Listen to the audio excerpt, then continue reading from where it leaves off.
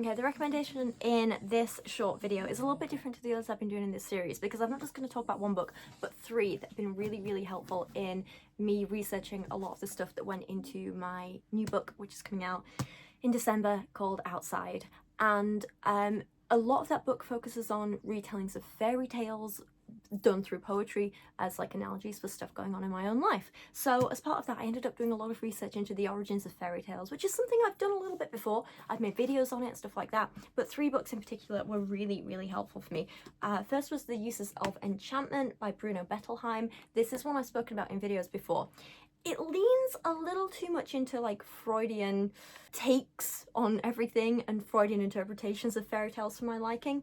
It feels like everything is like, and it comes back to when Freud said, which is maybe a bit much, but on the whole, it is really good. It's really useful. It will take you through different kinds of fairy tale, the meanings behind them, and how a lot of them were used as like stories for teaching about real life and that sort of thing. In a good way. It's great. Another one is The Witch Must Die, The Hidden Meaning of Fairy Tales by Sheldon Kashdan. I originally read this when I was in my final year of uni and came back to it this year for this book. And a little less Freudian than Bettelheim, which is good.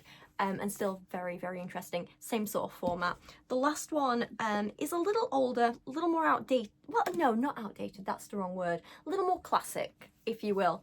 And that is From the Beast to the Blonde on Fairy Tales and Their Tellers by Marina Warner. This one looks a little more at the history of how fairy tales were told to each other, whereas these two are a little more about like the literary interpretations of fairy tale. Well, all the books do both, but this one is a little more history focused. This is a little more literary analysis-ish, I guess you could say that. But either way, all three are fantastic and really helped me with my new book, and I would recommend them all. They're great.